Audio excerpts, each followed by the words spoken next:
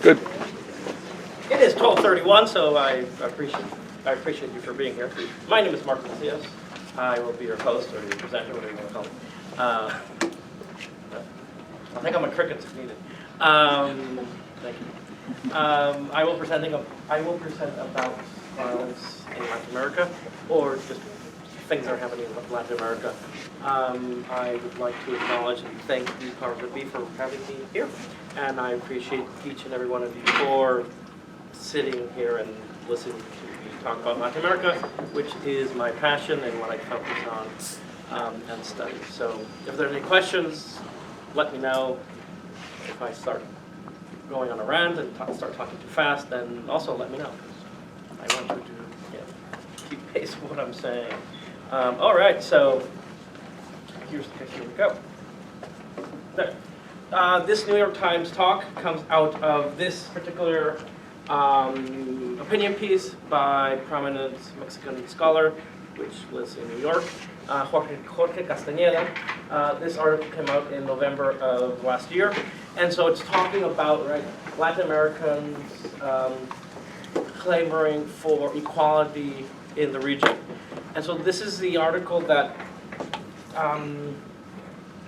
essentially posed the question, so where are we in Latin America in terms of the political situation and its long history of dealing with political issues throughout the region. So again, this is the article.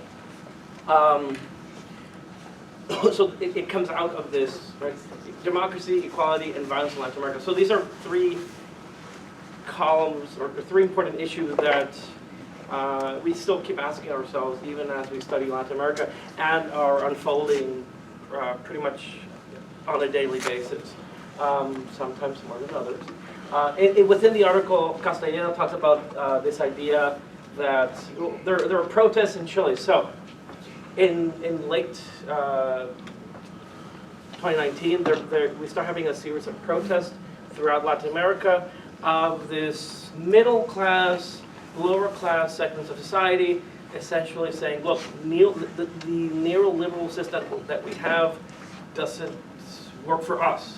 It might work for the top whatever percentage that are making money, that's great, but we in real life are seeing our pensions going down or disappearing, those access to government subsidies and our programs are disappearing, so they're essentially being gutted by neoliberal reform. So people are coming out to the street and protesting. Chile is a very specific case. Why? Because Chile, by all intents and purposes, is the most economically developed country in Latin America. So for this protest to occur in Chile, it kind of it sparks throughout the region, and it creates this question of, wait a minute, if Chile's having these issues, that means other countries in Latin America must be worse off because they're supposed to be the economically developed ones.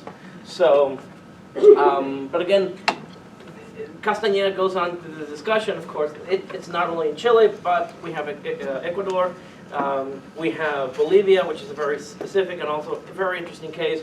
And then we have Mexico, which for some intents and purposes falls against the grain. And so we'll get to Mexico in just a little bit, right? But el modelo neoliberal nace y muere en Chile. So why? So this is a really specific reference to it's saying neoliberalism is born in Chile. It's going to die here.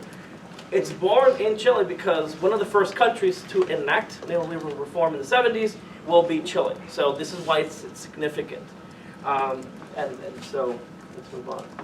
So this is just a history, very brief history of military dictatorships taking over, starting in the 60s, 70s, and not really ending until the 80s and or early 90s in the case of Chile. So every country has a specific way in how the military coup went down. Here, Videla, Pinochet, right, the dictators of Argentina and Chile respectively. Again, every case is different, but ultimately, in a nutshell, what happens is, in the 60s, in the 70s, because of Cold War and what's happening between the Soviet Union and the United States, right, so socialism, capitalism, the United States regards Latin America as our backyard, and so we cannot have, you know, the spread of socialist and communist ideas throughout Latin America. Yes, Cuba had already had its revolution, and so it had, right, we have Fidel Castro in Cuba, and so for us it's like we just, for the United States policy, this cannot happen. Another Cuba is not something that's okay. So we go to the extreme of saying, well, democracy doesn't care. We can put democracy on hold because we're fighting the Soviets, and the last thing we want is for Latin America to go red on us, and then we're gonna lose the fight to the Soviets. So we can suspend democracy right now, and so we will allow for right-wing dictatorships to take over in each country. And so the most famous case is the Chile case, where right, Nixon and Henry Kissinger, right, pictured here next to Pinochet, start maneuvering the economy, or massaging the economy in such a way that it essentially cuts off Chile from its experiment. And Chile, again, is so important. Why? Because so typically, the roadmap to the rise of the Cubans in Cuba or any other left-wing group in Latin America is by way of military struggle. Right? You have a guerrilla fighting, and then they succeed, like Sandinistas in Nicaragua, removing the Somoza family, and then they are the revolutionary government, and they are in power.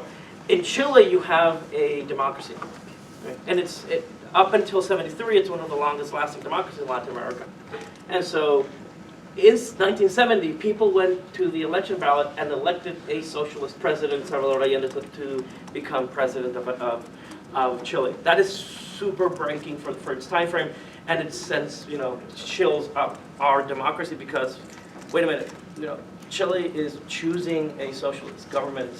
They're not having a guerrilla fight. Like, okay, we can deal with guerrilla fighters, right? But by this time, we've already killed Che in Bolivia. But democracy, wait a minute, it goes against the narrative of, if we are supporting a democracy, how can we not support then Chile's democracy? Right? So we essentially help the military overtake a democratically elected socialist president in Chile in '73.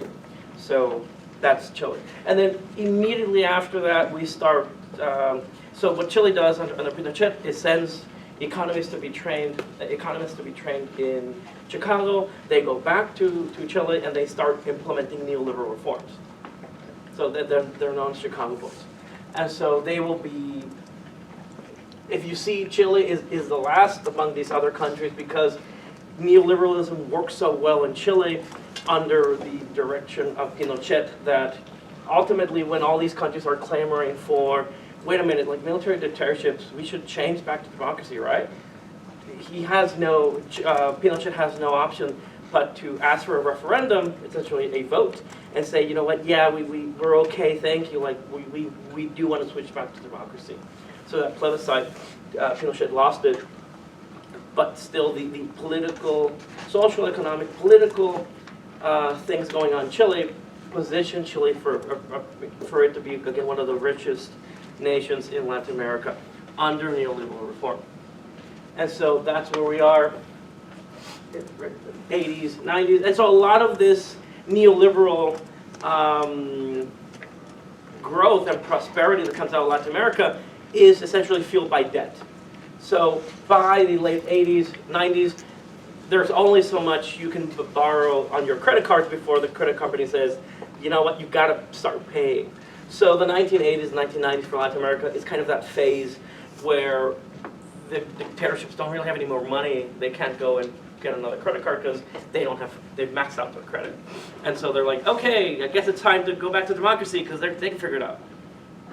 And so you have a switch of people, you have a switch of the military saying, yes, you're right, we should have a democracy, yay. And so we have a tide of democratically elected presidents coming into office throughout Latin America in the 1990s.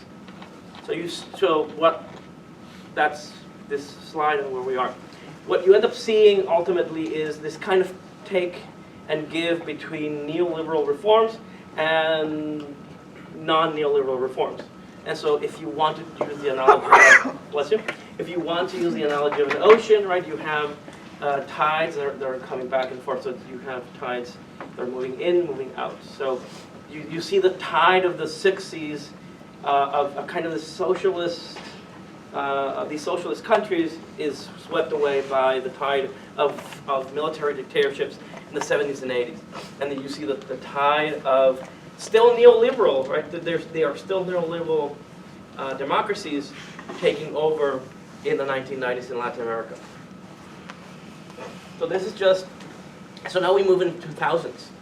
Right? So what happens again is neoliberal reforms start to, I don't want to say phase out, but they put pressure on these Latin American countries to continue cutting government expenses. And so again, if you're an average person that depends on the pension, and then suddenly your pension is being lost to neoliberal reforms, you're like, there has to be another way. Right? It can't be like I'm working all my life and then I don't have a pension or access to social programs. It just, something has to give, and it can't be us anymore. And so what you see in the 2000s, really spearheaded by Hugo Chavez in Venezuela, is a return to, I don't want to say socialistic policies, but at least a mixed economy where these governments are like, yeah, you know what, those policies aren't as good as they were promised to us. Let's find another way. And so that other way is kind of this lighter socialism. So one thing you have to keep in mind is the military is always in the back saying, well, look, if you go too far, you know what happened last time. So this is why instead of calling it a red tide, we could call it a pink tide, because it's a tide that comes in, yes, but it's much more moderated in terms of its social policies than what you had in the 60s that provoked the military interventions. So this is why it's called the pink tide. And so you see different countries have different phases in throughout Latin America. And so you see for the outlier, of course, is Panama, Mexico, that really doesn't have any transition until essentially last year. So again, every country is different, but if you want to talk about this wave coming and going, for the most part, the early 2000s is a wave of central socialist policies being enacted in these Latin American countries. And so these are just some four people that are essential in this 2000 tide, right? So you have Hugo Chavez, you have Dilma Rousseff from Brazil, you have Francisco Mujica from Uruguay, and you have Cristina Kirchner from Argentina. And so these are just some examples from some of the countries. And again, every country has a different scenario, more or less, that follows the description I gave you, right? There's issues in the 90s that people vote them into power, and then they have about essentially 10 years to try to turn things around. Because again, we're talking about cycles. And so I put Dilma here because I'm going to talk about her next. So let's talk about three examples. So Brazil, and so now we're moving in the essentially last decade, or present decade, if you will. So here we go. Brazil, Ignacio Lula da Silva, pictured here, is the kind of socialist president in Brazil for about 10 years. And so again, enacts great social policies that creating welfare programs for the average Brazilian, mainly fueled by oil. Right? That's where Brazil is getting this money to fuel its social programs. Venezuela is doing the same thing under Hugo Chavez. If we still question why Nicolas Maduro is in power in Venezuela, it's because they have rich, vast oil deposits, and that's what they use that money to invest in these social programs for Nicolas Maduro to be in power. So if you don't understand, that's the reason why. And why don't we intervene? Because it is really not our intent. It is not we shouldn't intervene, because would we want to be intervened ourselves? So when we take a look at the State of the Union address last night, what happened? We recognized the official president of Venezuela, Jose Guaido, which, I mean, granted, we want to talk about democracy in Latin America not being a perfect thing. Okay, fine, but they're still voting democratically for Nicolas Maduro in Venezuela. So there is a system, it's just there's issues. But hey, what democracy doesn't have issue with its voting, right? Thank you.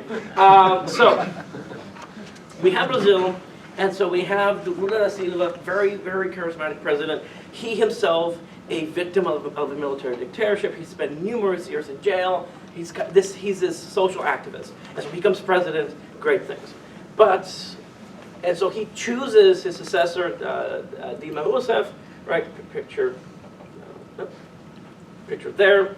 And so, yes, there's corruption, and so yes, she gets impeached, and yes, the Brazilian Congress will come together and say, yeah, you know what, it's corrupt. We're impeaching you. There's a lot of corruption in Brazil, but that's a story that is kind of pointed into this, right? She is impeached, and so now there's kind of this vacuum in Brazil, and we have the rise of Jair Bolsonaro, this completely fascist, self-recognized, I'm a fascist, I am completely okay with the military. All right, vote me into office. And he gets voted into office, and now he's our president in Brazil. And so you see the shift, a pretty radical shift from the left to the other side of the spectrum, to the right. And so this is the current situation in Brazil, where, you know, everybody has their issue. But when the Amazon was burning a couple of months ago, right, this guy said, well, I really don't care or need aid from abroad. We'll handle it. But there was a nationalistic element to that response. So be it what it may. Okay, so moving on to Bolivia. Again, same similar narrative. Early 2000s, Evo Morales, which is not pictured in the four leaders of Latin America, comes to power in Bolivia. Bolivia, a mostly 80% indigenous country, historically run by the 20% of the population that's not indigenous, finally elects an indigenous person to be president. And so it's significant for Bolivia because, right, you now see the average indigenous person in Bolivia identifies with this guy. And so again, Lula da Silva example, he comes from a working background, he fought the rightist government, and now he's in power, he starts enacting social policies. And this is where do you want to believe some of the stories or not? That's part of the fact checking that we can do. Supposedly Bolivia paid off its international debt, so Bolivia is pretty much debt free. It's enacted social policies. It's doing okay. Right? The issue with Evo Morales, which again this happened November of last year, is there was a re-election, his fourth term. And so he won, of course, again, whatever rules exist for him to run and be re-elected. And the military said, look, we get it, you won, but we highly recommend that you don't pursue this, because, right, and we stop it at that. But we already know from the historical background that we have that, if the military says, we highly recommend you don't do this, is essentially a military coup, if you don't follow and leave. And so Evo Morales is forced to leave Bolivia, even though he's the democratically elected president. And then now we have, my apologies, Janine Áñez that comes forth and says, well, I'm the president now. And so she swears on the Bible. So again, this complete turnaround where having a leftist president now in a matter of 2 months, now we have a pretty far right person that's undoing a lot of the policies of his predecessor. Of course, Bolivia and Evo Morales' case is so interesting because for him to get out of Bolivia, it was interesting. It usually, Salvador Allende got essentially missiled out of the presidential palace in Chile in 1973. He was able to escape, so the escape itself is fascinating. So, you have the military coup happening, and then it's like everyone else is like, okay, I'm going to renounce. So instead of holding to power, he says, yeah, you know what? I get the message, I'm out of here. And so, of course, nobody wants to receive him, or very little countries want to receive him amongst the chaos. And then Mexico says, oh, well, we'll go pick you up. And so they go and pick him up. And then they're in Bolivia, and because there's no government. It's like, who do you ask permission to evacuate the president of Bolivia? And so they finally get a minister to say, yes, you can leave yes, yes, he can leave the country. And so, again, because of these ties that are occurring, Mexico can't get permission to fly over Chile. It cannot get permission to fly over Peru initially. So it's like it cannot get permission to fly over Ecuador. So now how do you evacuate this guy that is our friend and our political exile? Well, they go to Argentina first until they can secure a route to get into Mexico. They finally secure that, and then at that point, they're in Argentina, and then Bolivia says, you know what, can you bring him back? Because we actually do want to try him and probably kill him. And at this point, Mexico was like, yeah, it's already over here, we're not going to do that. And Brazil says, you know what, if you fly in the fringe of Brazil, between all these countries that make up Latin America, then you can go through Brazil, but just through the, don't go through Brazil, just go through the edge of Brazil. But you can, and then you can get them into international waters, and then you get to Mexico. So that's how, for about 12 hours, pretty tense, pretty tense policy that's going on here to get a person out of a country. And so he lands in Mexico, and then he's exiled in Mexico. Now he's returned back to Argentina because he's closer to Bolivia this way, and so that's it. And of course, in Mexico, there's great concern because why are we spending our money, our taxpayer money, in going to get this guy from Bolivia? So there is this criticism. So again, this is just to think, all right? Not every country is homogeneous. Not every person is homogeneous. There are segments within every population that are asking different questions. So now we have the case of Mexico. So Mexico, if you follow Mexico, it's always been a democracy. I know. Ruled by one party. And in 2000, that one party lost the election to the Conservative Party. The Conservative Party lost the election in 2010 to the party that had been in power for 70 years. And so, of course, and these two parties are pretty much neoliberal, right, in their economic outtake. So they've been enacting neoliberal policies throughout Mexico up until 2016. In 2016, a center of left president, Andrés Manuel López Obrador, says, you know what, I want to run for office again, because he had lost the election in 2006, he had lost the election in 2012, and then he ran it a third time. So a third time is a charm for him in Mexico. So again, he's running on this center of left platform, and people are tired, right? It's part of this exhaustion with the neoliberal system. And so now we have a center of left president in Mexico, which differs, right, from Brazil, from other countries in Latin America. And yes, slowly but surely, he's enacting socialist programs in Mexico to alleviate the conditions of neoliberal reform of the previous 20 years. So it's still too early to tell where we are. Yeah, we can go into depth into Mexico, but I don't want to. Okay. Also, if we take a look at democracy in Mexico, there is proof to show that he was cheated out of the prior two elections. So that's part of the elections in Mexico. Okay. But again, Mexico has other issues, right? So we see the not so pacific transition in the case of Brazil, in the case of Bolivia, and pretty right, handshaking, like it's your turn to be president in Mexico. But that doesn't mean there isn't violence in Mexico, right? And so this is one of the issues that, it's a long-standing issue, at least for the last 12 years, of dealing with drug violence in Mexico. So very prominently also in November, right? Because all these things are happening like last 2 months of the year, or last 3 months of the year. So it's like fascinating how these things can fit in this narrative.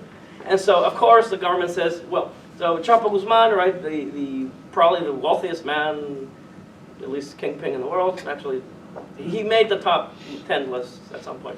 He's very wealthy.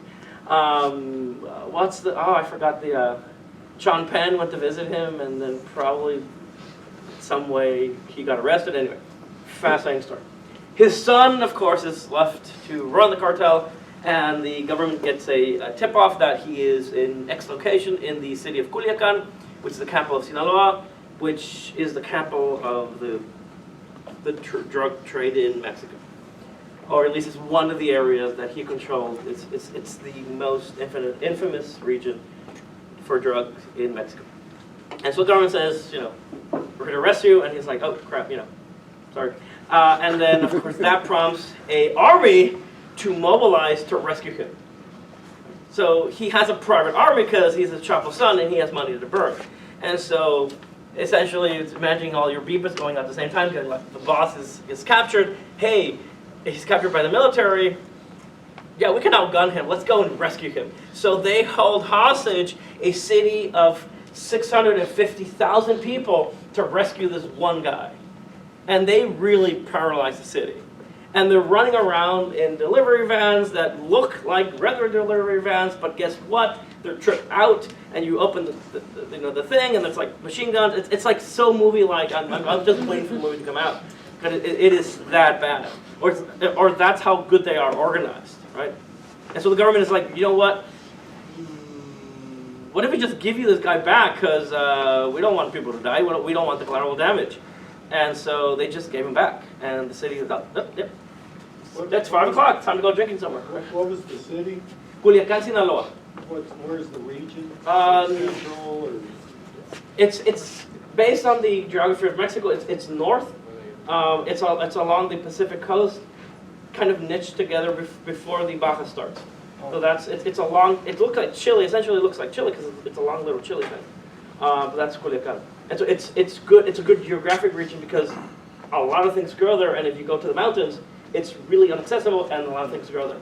So a lot of our produce comes from Culiacán. So it's actually not. You might be eating stuff that is grown in this region, and or consuming for that matter. I should have said consuming. Nogales, Sonora, Arizona is one of the busiest ports, entry ports in the United States because of Culiacán, for both legal and illegal crossing of things. But anyway, right? So we do see violence, and again, this violence is very. I don't want to say minimal. What I want to say is regional, right? And again, you could probably go to Sinaloa. You'll be fine. I went to Sinaloa in the summertime to do a little bit of research. There is no sense of insecurity. I'm also Mexican, so I can get away with it. But I mean, Sean Penn can go. I mean, you could probably go. I guess. Right. The rest of Mexico is pretty fine. Just I guess my content is don't go into the mountains because that's where it gets tricky. But then why do you want to go to mountains anyway? Trust me, it gets tricky. I mean, I was born in the state that's next to Sinaloa, Durango, and so if you want to go to the Sierra, to the mountains, there are government stops before you get there, asking like, why do you want to go in? And you're like, because I have a cabin, I want to go just spend a day, and they're like, they call somebody up and they're like, yep, you can move. So you don't know if they're protecting you or they're protecting the cartel from you going into the Sierra. That's where you're not sure where government lies. But the city I was born in is probably one of the most tranquil cities I've ever been in. Why? Because Narcos want peace too. It's known for a Chapo going into a restaurant saying, "Look, give me your phones. We're gonna put them away. I want to eat. I don't want any issues, and I'm gonna pay for your meal." And then everybody eats. He pays for the bill, and then thank you, and I have a good night. I'm out of here. So things like that, where it's violent, but it's not really violent. I mean, you just got your dinner paid for.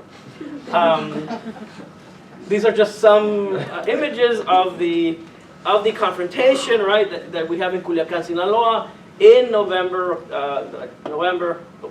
late October of 2019. Right, we have the military. Actually, now this is the federal police garrison against very well-trained narcos, which are heavily fortified. Right, they got their phones. They're taking over a quickie mart essentially. That's if you take a look at the image. But I mean, is it relevant? I don't know. Maybe they were. I don't know. Just don't. I'll end with this is the last slide, I promise. And so we talk about violence in Latin America. We talk about the overtake of governments, but then, and this is what Castellana ends with, and I'll just let you read it. But essentially, it's this clamor of the middle class saying, "Look, neoliberal policies, we get it. They don't really work for us. Governments need to find a solution." And this is the middle class. The middle class has seen that loss of essentially its middle class status. But we have other things that are going on in Latin America, right? It's not it is violence, right? But it's not the average, like a narco's gonna go kill you violence. This is the type of violence over here. This is the type of violence we see even here in the United States, right? People being raped, people being robbed. In this case, this is a march, a female march in Mexico City. They're asking for, to burn the patriarchal state. Yes, they are, but they're just asking like comfort. Like, I don't want to be raped. So you see the spectrum of violence isn't. You can see like this. If we transplant this to the United States, I could see a march like this happening. Or the other kind of extreme case, which still kind of circles us back to Chile, which is Mon Laferte, right, going essentially bare nude in the Grammys with, it's cropped and I've debated highly about this. But in Chile, torturan y violan y matan. So if you take a look at it says matan over here. So in Chile, they torture, they rape, and they kill. Right? So you see where you have the other type of violence and the response of the average people, and then you also have the response of other type of essentially stars reacting to things that are happening, in this case, in her case, because she is Chilean, what's happening in Chile. So if you want to Google this, you could probably Google it and find the more context about this. And so I think that is it in terms of the slides. I know I talked too fast, but you probably should have questions that I probably, hopefully, will be able to answer for you.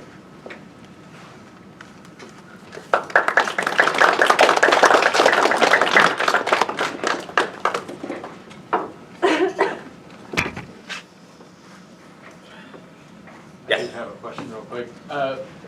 What do you think of Naomi Klein's take on this very thing, like her shock capitalism, that this is kind of a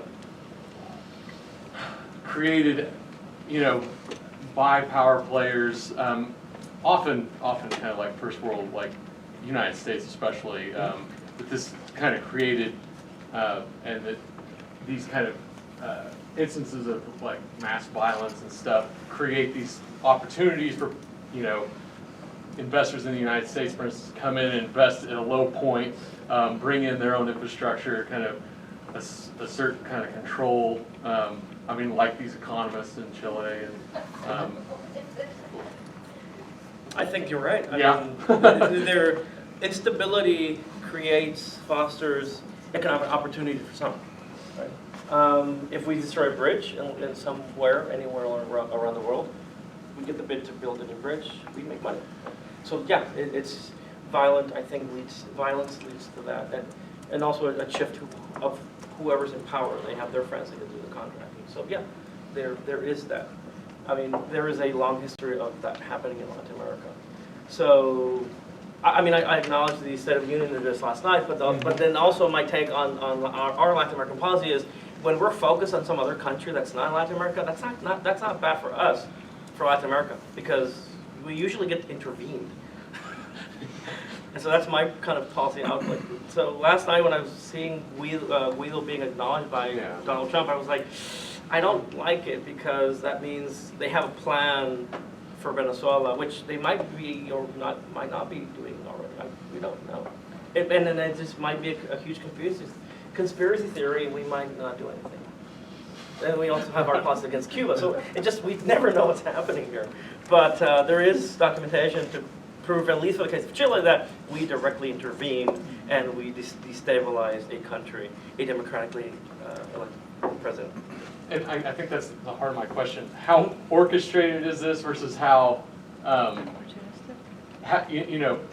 like you said, there could be this mass kind of planning going on, or maybe it's saber rattling, and I think it depends on the administration, and also what Venezuela is doing, right? So 2 years ago, Venezuela, and it was criticized as kind of this neoliberal, but you're being so neoliberal, why are you doing this? And so about 2 years ago, the Maduro government said, okay, look, we're going to spend money and we're going to buy like 50,000 Barbies. So you create an economy because you go out and bought 50,000 Barbies, and then they redistributed all those Barbies among the girls in Venezuela for Christmas. So it's like, but wait a minute, this is contradictory. And so, and why a Barbie? Like, right? It brings all these questions into bearing. But it also depends, I think, on the country, right? Because what's our policy against Cuba? To let it phase out, but it still hasn't phased out like from 30 years ago. So we're still kind of waiting for Cuba to phase out.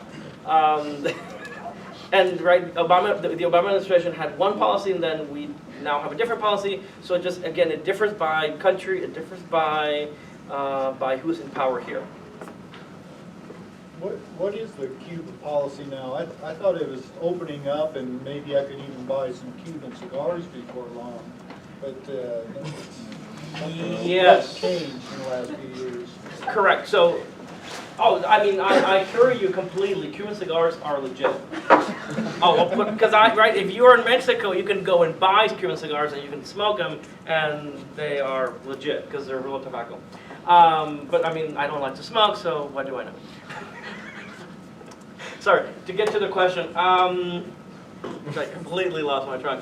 Okay, under the Obama administration, I think there was some openness to essentially acknowledge, okay, look, you want to send remittances back? That's fine. Go start doing that. You want to go visit? That's fine.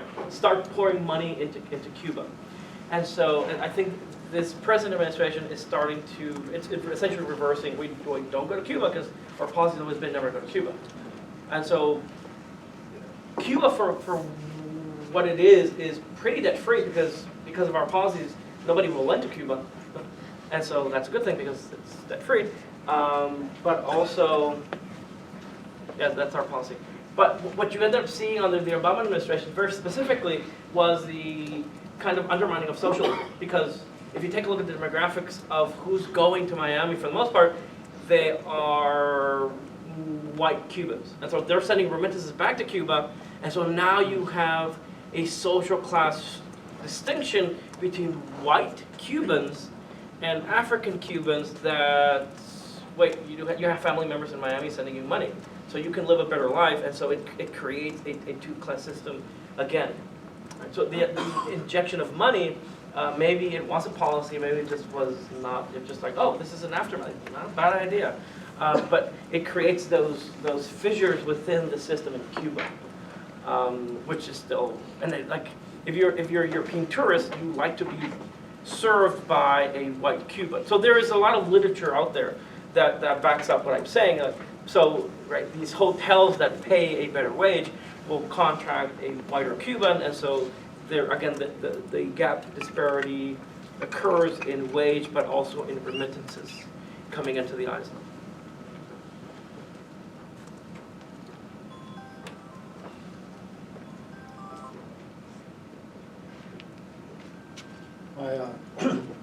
My son-in-law brought back a little package of cigars from Cuba, from Mexico, when he was at Cancun or somewhere.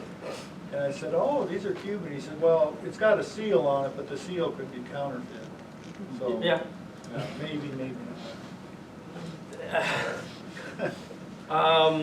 Hey, I mean, I've always wondered about that one because even if you go to Cuba, you're going to get offered counterfeit cigars, but then they're Cuban counterfeit cigars, so they're still Cuban cigars. They're just not Cohibas, which is, you're like, it's still Cuban cigar, it's better than the average cigar, I think. I have had them, I do like them. I don't like the big cigars, but I do like just the regular cigars whenever I do get some. Yes?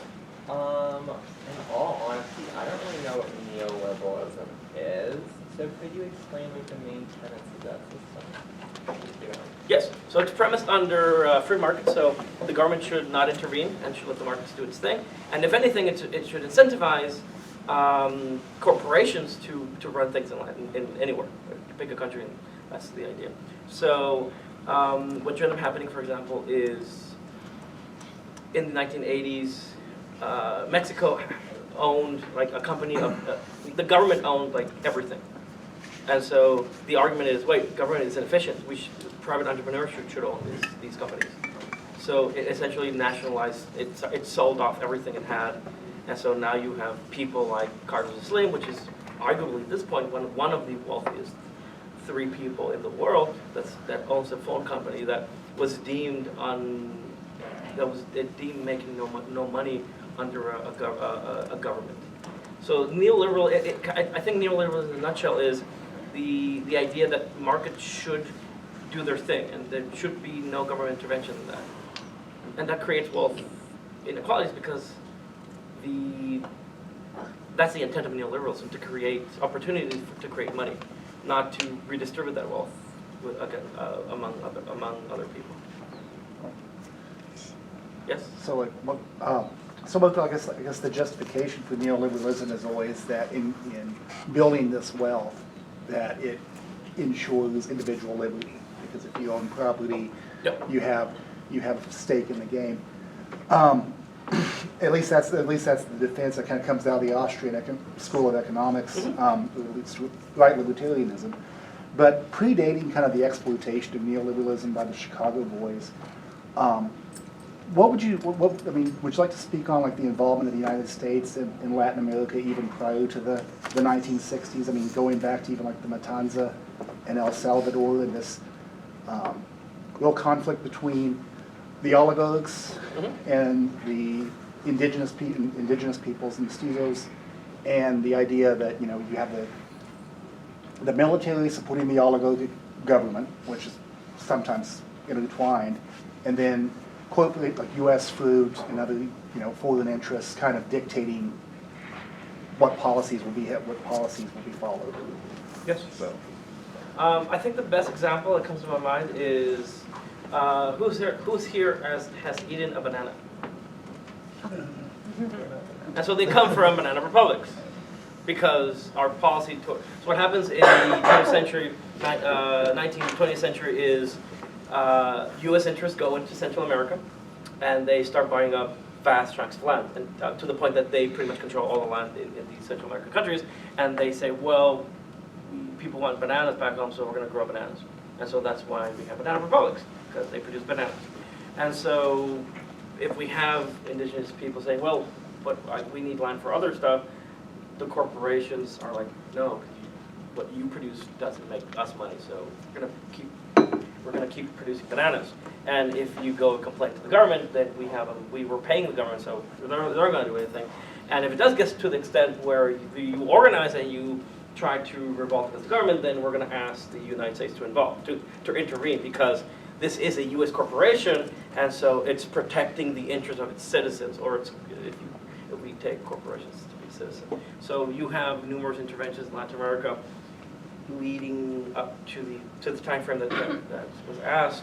The U.S. saying, well, yeah, we're going to intervene because we see it in the best interest of somebody.